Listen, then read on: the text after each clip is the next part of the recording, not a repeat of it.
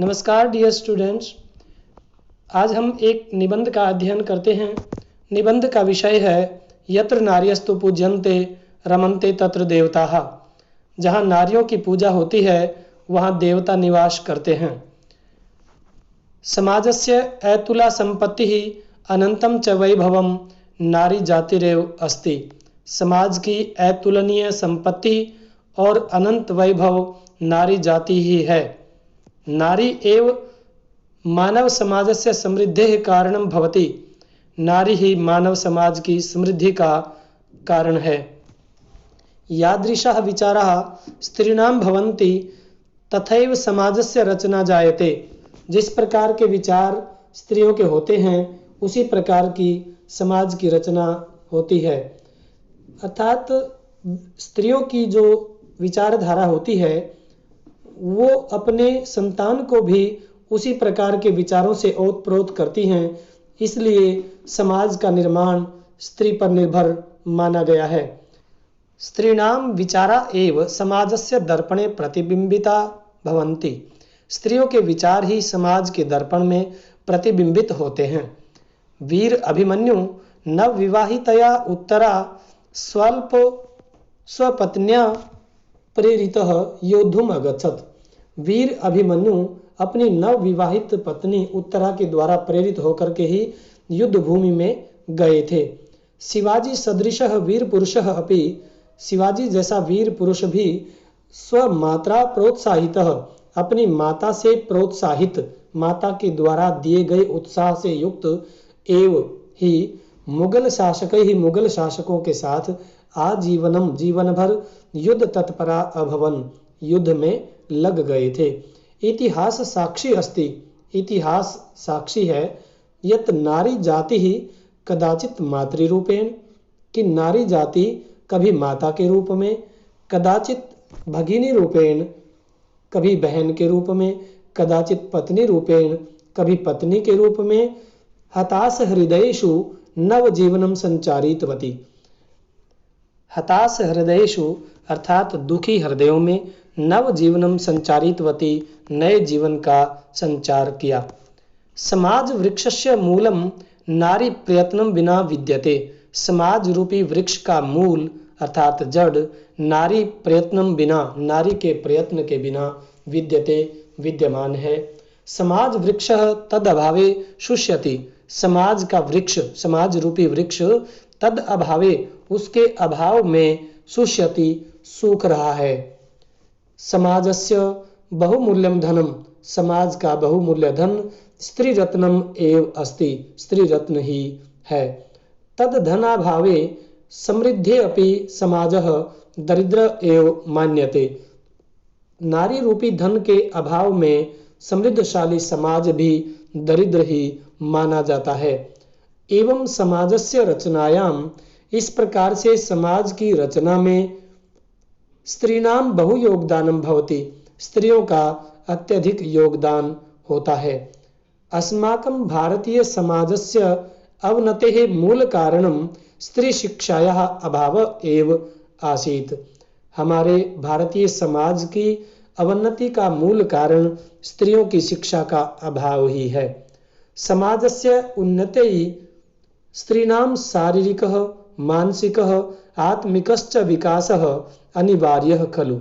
समाज की उन्नति के लिए स्त्रियों का शारीरिक, मानसिक और आत्मिक विकास अनिवार्य है। तत्कृते स्त्री शिक्षा च परम आवश्यकी विद्यते, और उसके लिए अर्थात समाज की उन्नति के लिए स्त्री शिक्षा बहुत ही अधिक आवश्यक है। स्त्री मानव समाजस्य अर्धांगिनी तस्य माता च वर्तते। स्त्री मानव समाज की अर्धांगिनी है और उसकी माता है।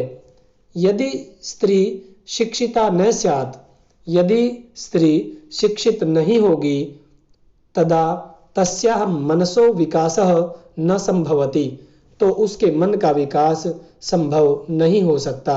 यदा स्त्रीणाम उपेक्षा भवति, जब स्त्रियों की उपेक्षा होती है, तदा समाजः अवनतिम प्राप्नोति, उस समय समाज अवनति को प्राप्त होता है, अर्थात उन्नति नहीं कर पाता है।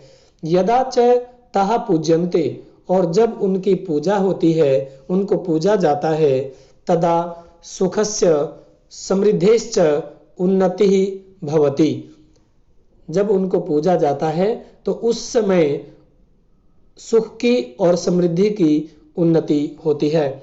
यत्र स्त्रीणाम पूजा भवति, जहाँ स्त्रियों की पूजा होती है, तत्र देवाः निवसन्ति, वहाँ देवता निवास करते हैं।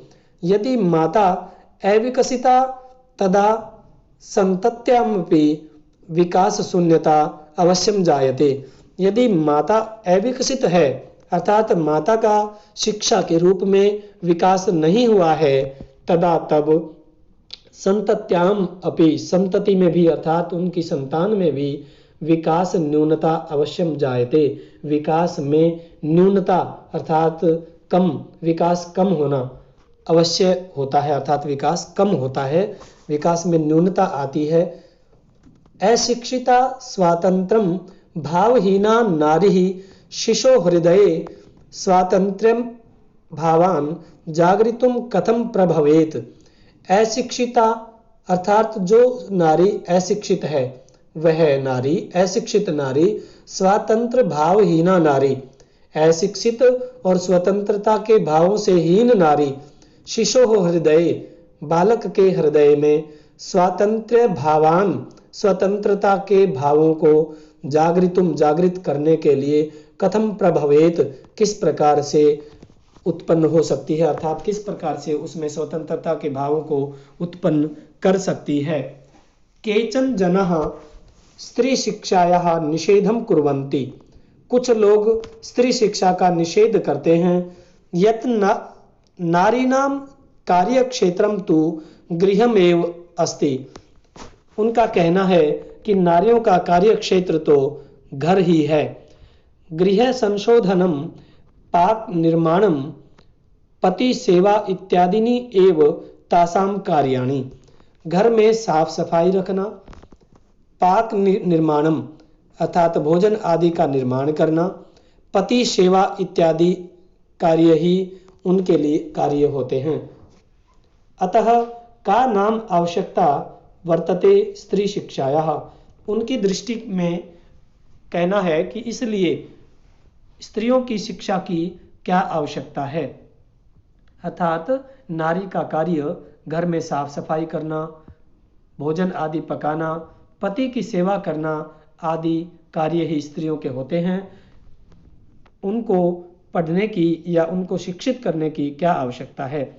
परम तेषाम अयम विचारः भ्रांतः, परंतु यह उनका विचार भ्रांत पूर्ण है, अर्थात सही नहीं है। यतः अशिक्षिताः स्त्रियः समाजस्य कृते अभिशापः भवन्ति, क्योंकि अशिक्षित स्त्रियां समाज के लिए अभिशाप होती हैं। स्त्रीणाम अशिक्षितत्वात् गृहे सदैव सर्वदैव महाभारतम भवति, स्त्रियों में शिक्षा के अभाव के कारण घर में हमेशा महाभारत होता रहता है, अर्थात कलह होता रहता है। अतः स्त्री शिक्षा तो आवश्यकी एव, इसलिए स्त्रियों की शिक्षा तो आवश्यक ही है। परम सा कीदृशी भवेत इति विचारणीयम, परंतु वह शिक्षा किस प्रकार की होनी चाहिए यह विचार करने योग्य है।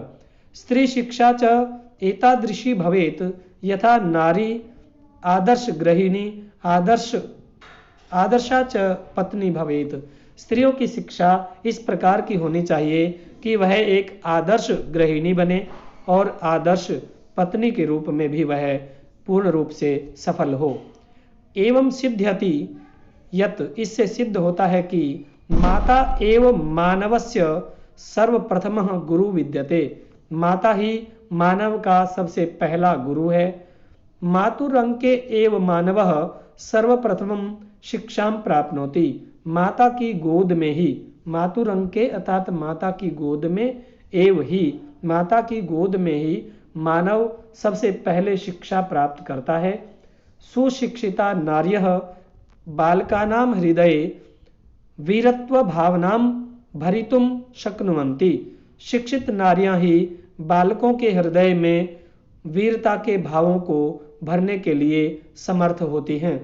सुशिक्षिता नार्यः बाल्याद एव स्वसंततिः सदाचार अनुपदिशन्ति महापुरुषाणां च चरितं श्रावयित्वा राष्ट्रभावानां भरन्ति। सुशिक्षित नारी ही बाल्यात एव बाल्यकाल से ही स्वसंतति ही अपनी संतान में सदाचार अनुपदिशन्ति अपनी संतान को सदाचार अच्छे आचरण का उपदेश देती है और महापुरुषों के चरित्र को सुनाते हुए या सुना करके राष्ट्र भावना को भरती है। अर्थात बालकों को महापुरुषों के विचारों को सुना करके देश के प्रति राष्ट्रभक्ति की भावना माता ही बालक में भर सकती है। एवं यत्र नार्यः स्वतंत्राः सुशिक्षिताः सम्मानिताश्च भवन्ति। इस प्रकार से जहाँ नारियां सुशिक्षित होंगी, सम्मानित होंगी, जहाँ नारियां सुशिक्षित होंगी और सम्मानित होंगी, स परिवारः वह परिवार, समाजः समाज, राष्ट्रंच और वह राष्ट्र, समुन्नतम भवति अच्छी प्रकार से उन्नत होगा। अतः भगवता मनुना सत्यम कथितम, इसलिए भगवान मनु के द्वारा सत्य ही कहा गया है।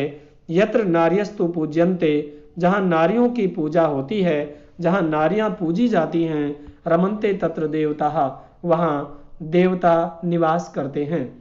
अतः नारी शिक्षा समाज के कल्याण के लिए बहुत ही उत्तम होती है, लाभकारी होती है और एक अच्छे परिवार के लिए भी यह लाभकारी होती है। नारी शिक्षित होगी तो परिवार भी शिक्षित होगा और कलह नहीं होंगे और समाज में अपराधों की संख्या भी कम होगी, यह निश्चित रूप से कहा जा सकता है। जयतु भारती जयतु संस्कृतम।